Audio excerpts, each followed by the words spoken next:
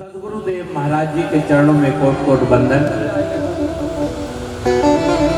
ठाकुर जी के चरणों में कोट कोट वंदन।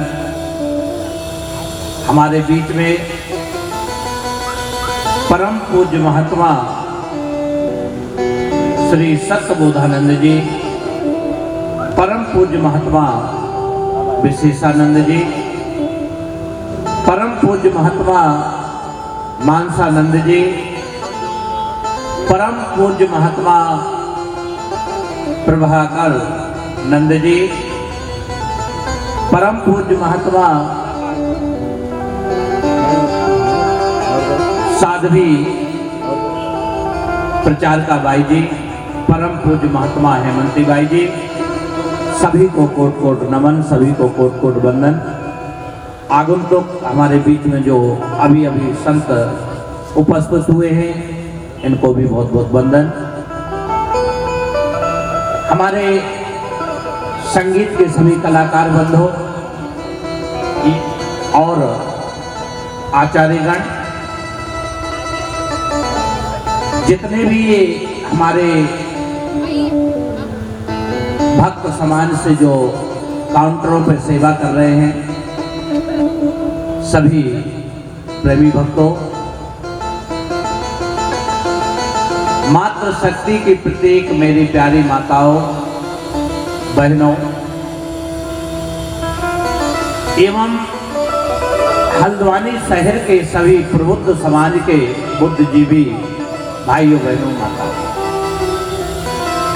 यजमान परिवार श्री घनश्याम रस्तोगी जी एवं उनकी धर्मपत्नी जी,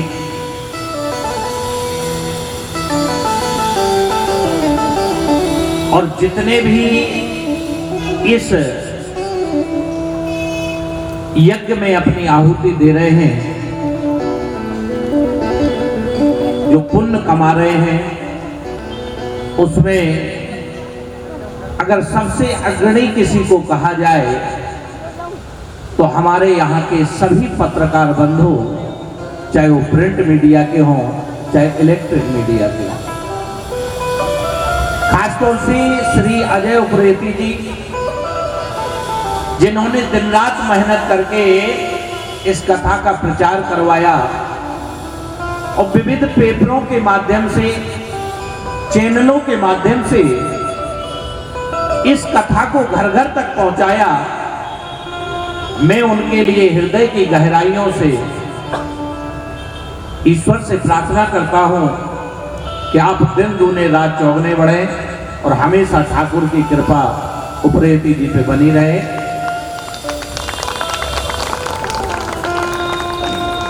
देखिए, अवसर तो सबके हाथ में है, लेकिन समझदार वही है जो अवसर का लाभ उठा ले। गंगा किसी को स्नान करने से मना नहीं करती है, गंगा तो बह रही है। अब वो आपके ऊपर है कि आपको कितना स्नान करना है, करना भी है कि नहीं करना है। इसलिए भाइयों बहनों माताओं, ये अवसर है, इस अवसर का लाभ उठाइए।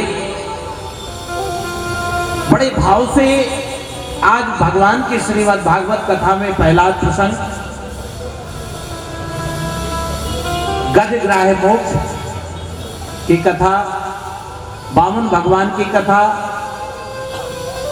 समुद्र मंथन की कथा और सूर्य वंश में भगवान श्री राम का चरित्र एवं चंद्र वंश में हमारे ठाकुर श्री वृंदावन बिहारी लाल का आज जन्मोत्सव हम लोग मनाएंगे। तो बड़े उत्साह के साथ आप जो लोग घर के कार्यों में लगे हुए हैं, अति शीघ्र गृह कार्यों को समाप्त करके रामलीला मैदान पर उपस्थित होकर इस अमृतमयी बाड़ी का, पुण्यमयी बाड़ी का आप लाभ लें और अपने जीवन में धर्म लाभ प्राप्त करें। बोल वृंदावन बिहारी लाल की। तो आइए, एक छोटा सा पद है, सभी लोग गाएंगे और अपनी जिह्वा को पवित्र करेंगे।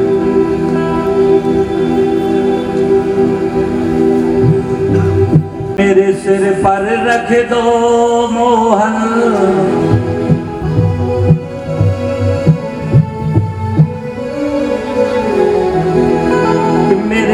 पर रख दो बाबा अपने दोनों ये हाथ, आज देना हो तो दीजिए जन्म जन्म का साथ, देना हो तो दीजिए जन्म जन्म का साथ। मेरे सिर पर रख दो बाबा, मेरे सिर पर रख दो बाबा अपने दोनों हाथ, देना हो तो दीजिए जन्म जन्म का साथ, देना हो तो दीजिए जन्म जन्म का साथ। तालियों की सेवा के साथ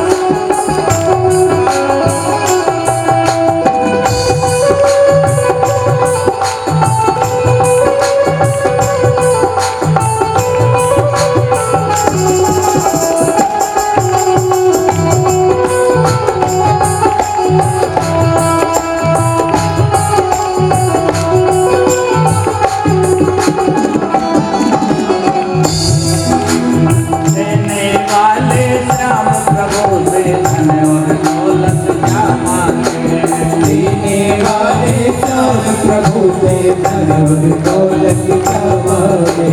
श्याम प्रभु से मांगे तो फिर नाम और इज्जत क्या मांगे, श्याम प्रभु से मांगे तो फिर नाम और इज्जत क्या मांगे। देने वाले श्याम प्रभु से धन और दौलत क्या मांगे, और देने वाले श्याम प्रभु से धन और दौलत क्या मांगे। श्याम प्रभु से मांगे तो फिर नाम और इज्जत क्या मांगे, श्याम प्रभु से मांगे तो फिर नाम और इज्जत क्या मांगे। मेरे जीवन में अब कर दे, मेरे जीवन में अब कर दे कृपा की बरसात, देना हो तो दीजिए जन्म जन्म का साथ, देना हो तो दीजिए जन्म जन्म का साथ। मेरे सिर पे रख दे बाबा, मेरे सिर पर रख दे बाबा अपने दोनों हाथ, देना है तो दीजिए जन्म जन्म का साथ। देना हो तो दीजिए जन्म जन्म का साथ। तेरा ये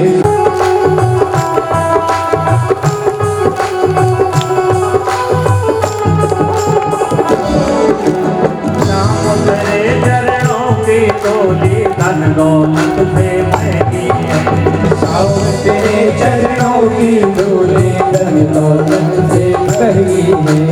नाम तेरे चरणों की डोली धन दौलत से महंगी है, शाम तेरे चरणों की डोली धन दौलत से महंगी है। एक नजर कृपा की बाबा नाम इज्जत से महंगी है, एक नजर कृपा की बाबा नाम इज्जत से महंगी है। एक नजर कृपा की बाबा नाम इज्जत से महंगी है, एक नजर कृपा की बाबा नाम इज्जत से महंगी है। मेरे दिल की तमन्ना यही है, मेरे दिल की तमन्ना यही है, सेवा करूं दिन रात, देना हो तो दीजिए जन्म जन्म का साथ, आज देना हो तो दीजिए जन्म जन्म का साथ। मेरे सर पे रख दो बाबा, मेरे सर पे रख दो बाबा अपने दोनों हाथ, देना हो तो दीजिए जन्म जन्म का साथ।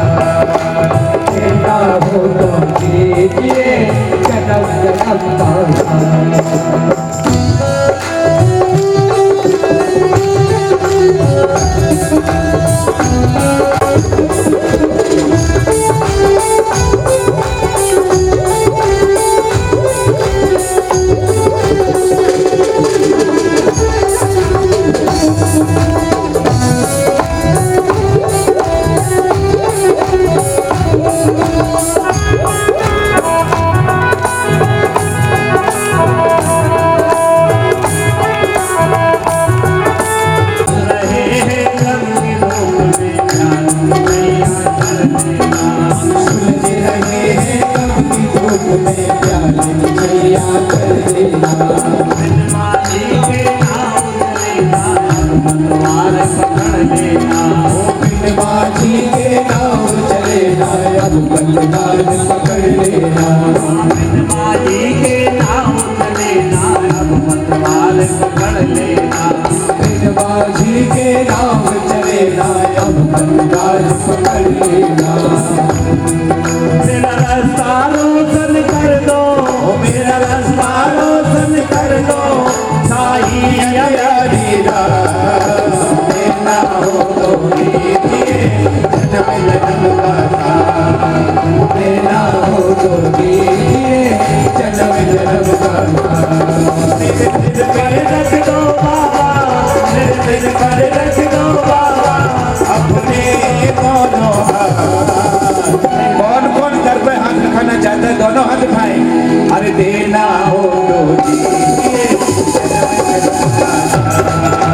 देना हो तो दीजिए जन्म जन्म का साथ। तेरा ये दान होगा तेरा कल्याण होगा।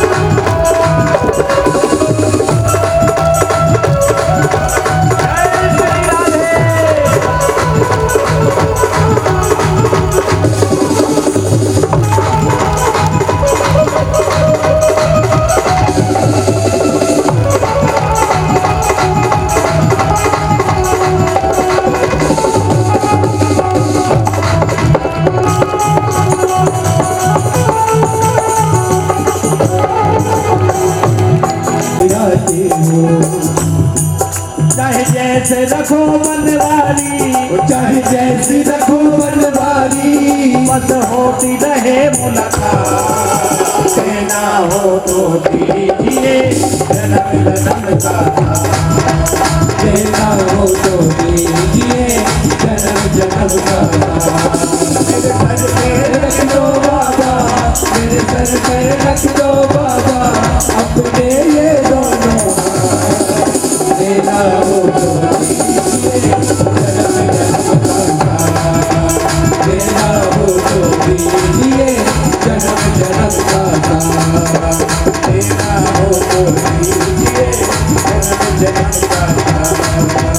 देना हो तो दीजिए जन्म जन्म का साथ। जन्म जन्म का साथ। जन्म जन्म का साथ।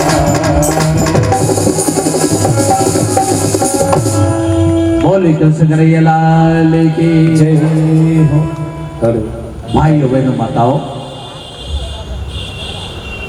कल आपने जो बीत गया कल, उसमें आपने भगवान के अनेक कथाओं का लाभ प्राप्त किया। जीवन में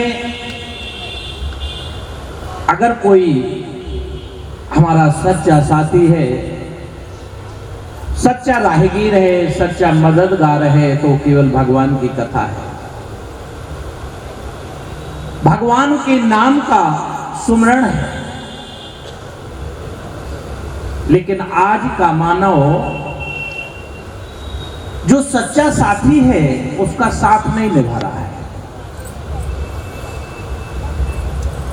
हमारे बीच में संत समाज बैठा है और एक दृष्टांत के साथ कथा में प्रवेश किया जाए।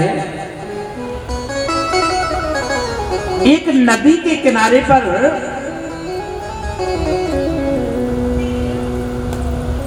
बहुत देर से एक साहूकार खड़ा हुआ था। कथा में बिल्कुल पूरी तरह अपने मन को लगा दीजिए,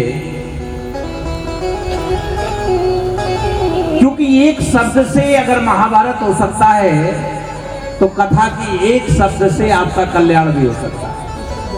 इसलिए कोई शब्द को छोड़ना। बोली जय जय श्री राधे। भाइयों बहनों माताओं, हल्का सा एक साहूकार नदी के किनारे पर खड़ा हुआ था। एक पक्षी होता है जो लकड़ी को काटता है, उसे क्या कहते हैं आपके क्षेत्र में? क्या कहते हैं? कटकोल। आपके क्षेत्र में उसे कहते हैं कटकोल, लेकिन बुंदेलखंड में कहते हैं कटकोला। कटकोल जो पक्षी था वो नदी से पानी अपनी चोंच में भरे और पत्थर पर जाकर उस पानी को खाली करे चोंच से और वो चोंच को घिसे। क्या करे? वो पक्षी जो था वो क्रिया क्या कर रहा था कि नदी से पानी भरे और पत्थर पर डाले और अपनी चोंच को घिसे। ये क्रिया साहूकार बहुत देर से देख रहा था। इतने में क्या था कि एक संत वहां से निकला। आप हमारे श्री संत बोधानंद जी को ही मान लीजिए। ऐसे संत वहां पर आए और संत ने भी ये क्रिया देखी। वो पक्षी ने पानी भरा और पत्थर पर डाला तो संत जी मुस्कुराने लगे और बोले, घिष्टक घिष्टक घिष्टक, ऊपर से डारत पानी, अब तोरे मन की बात मैंने जानी। घिष्टक घिष्टक घिष्टक, ऊपर से डारत पानी, अब तोरे मन की बात मैंने जानी। वो साहूकार को लगा कि मैंने पहले सुना था संत पागल होते हैं, लेकिन आज साबित हो गया कि संत वाकई पागल होते हैं। लेकिन संत भाइयों बहनों माताओं पागल नहीं होते हैं। संत तो मन की बात जानते हैं और जो मन की बात जान ले, चाहे वो पशु हो चाहे पक्षी हो, वो संत होता है। संत सब नहीं होते।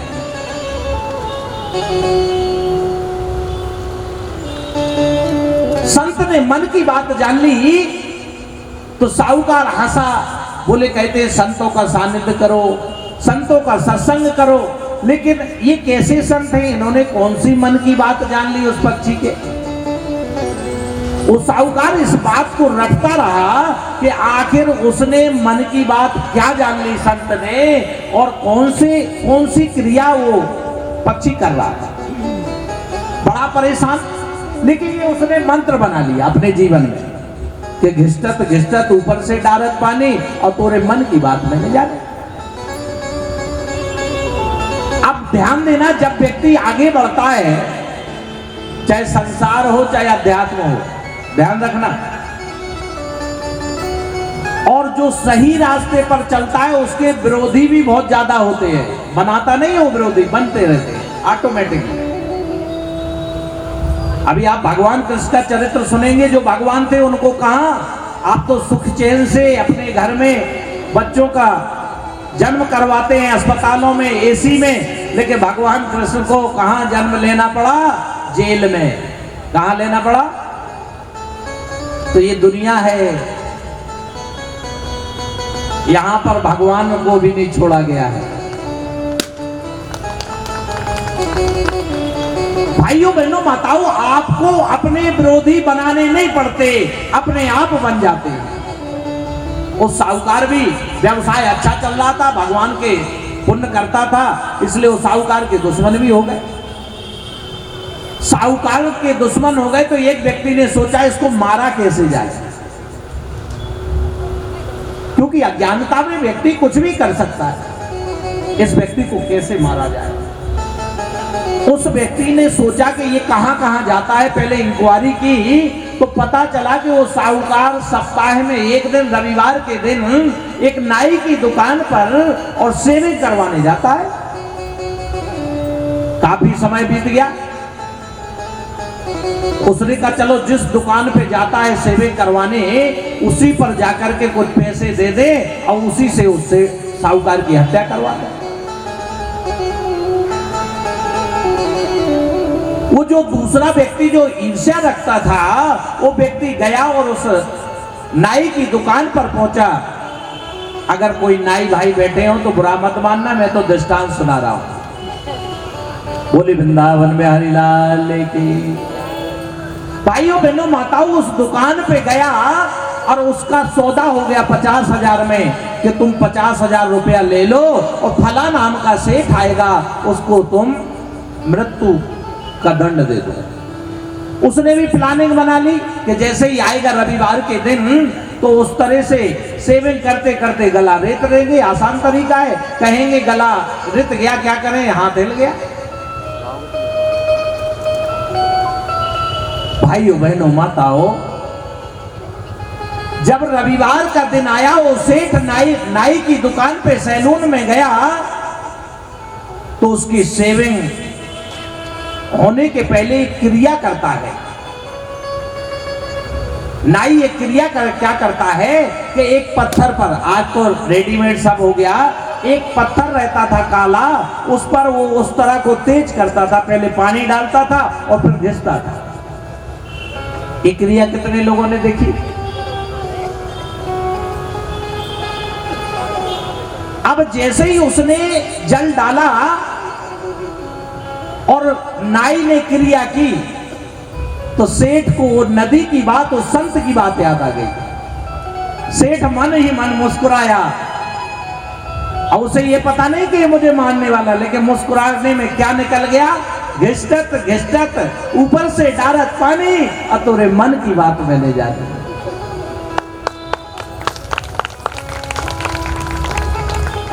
अब तो वो जो नाई भाई था उसने सोचा इसने मेरे मन की बात कैसे जान ली, मैं मारना चाहता हूं, इसने कैसे जान लिया। उसने कहा चलो कोई बात नहीं, दूसरी बार घिसा। वो सोच रहा था कैसे क्या करे, कैसे गला रेते। दूसरी बार जैसे ही पानी डाला तो अब की बार वो खिलखिला के हंसा। घिसटत घिसटत घिसटत ऊपर से डारत पानी, और तोरे मन की बात मैंने जानी। और जैसे ही मन की बात आई तो नाई का उस तरह हाथ से छूट गया और साहूकार के चरणों में गिर पड़ा। बोले महाराज मुझे क्षमा कर दीजिए। बोले क्या हो गया? बोले कुछ नहीं, मुझे क्षमा कर दीजिए, अब बनो मत, आपको सब पता है कि मैं तुम्हें मारने वाला हूं।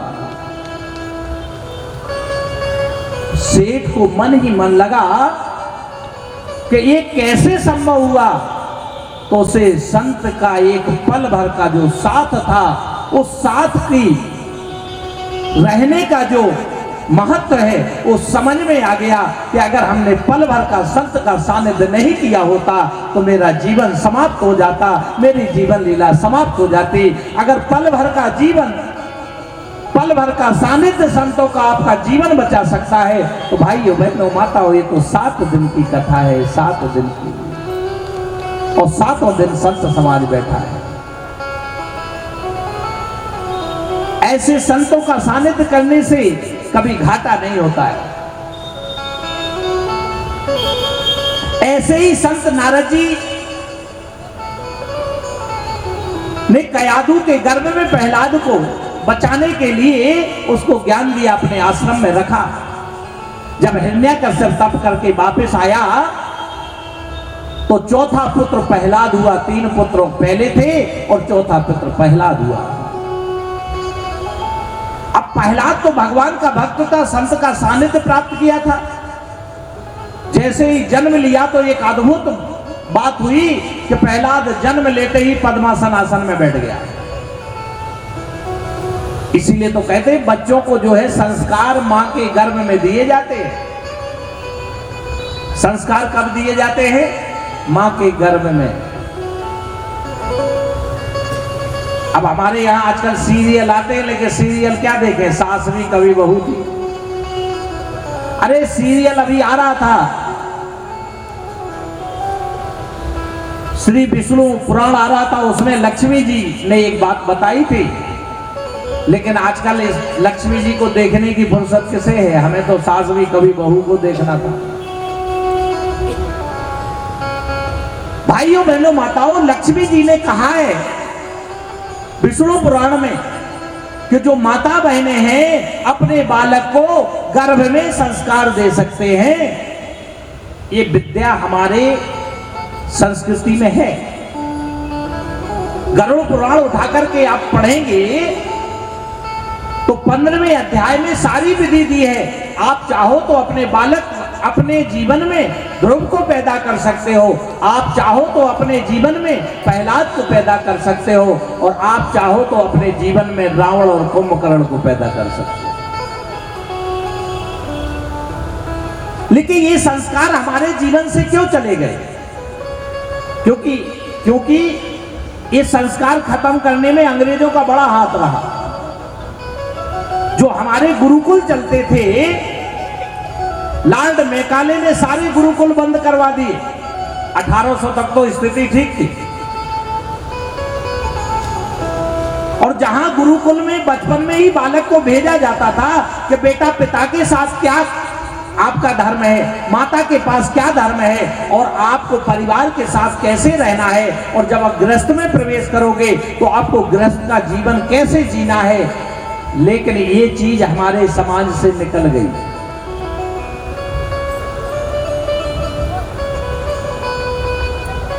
सोलह संस्कारों में सारे संस्कार, गर्भाधान से लेकर मृत्यु तक 16 संस्कार हैं। भाइयों बहनों माताओं, आज भी आप ध्रुव प्रहलाद को जन्म दे सकते हैं, बशर्ते थोड़ा सा अपने आप को भागवत से, सत्संग से जोड़ दें।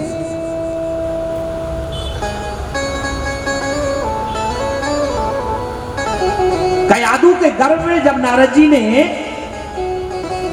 उसको संस्कार दिया तो आज प्रहलाद पद्मासन लगा करके भगवान का भजन कर रहा है। मेरे जीवन का प्रैक्टिकल भी है।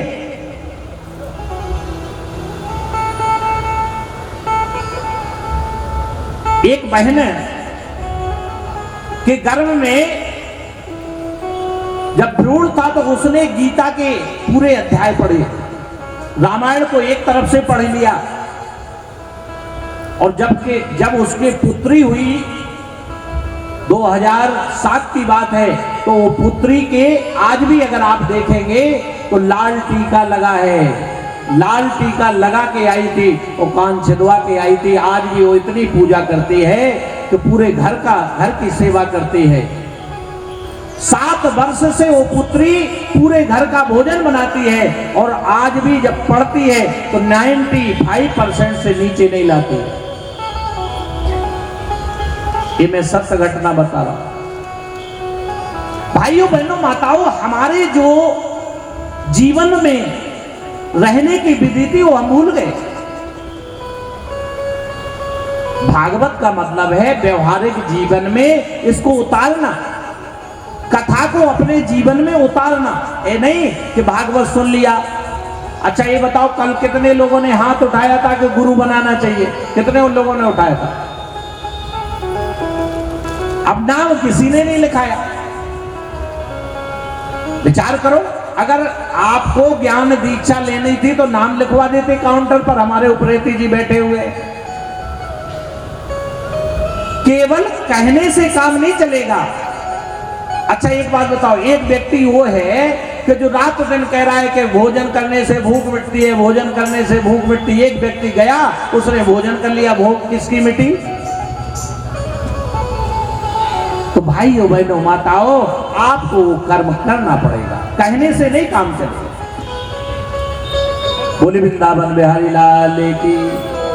इस प्रकार से अपने जीवन में आज परिवार में बच्चों से आप सुखी क्यों हैं? बच्चे संस्कार क्यों नहीं है?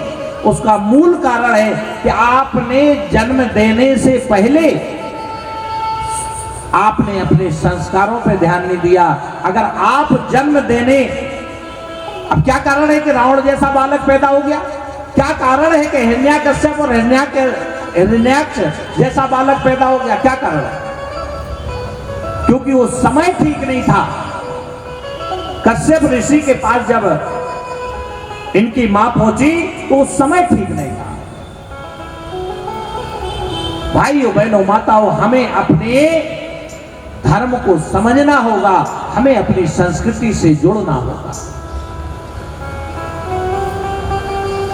जो की उम्र निकल गई कोई बात नहीं, लेकिन जो युवान भाई बहन हैं जो अपने गृहस्थ में प्रवेश कर रहे हैं, वो किसी बुद्ध पुरुष के जाकर पूछें कि मुझे अपने गृहस्थ में जीवन कैसे जीना है।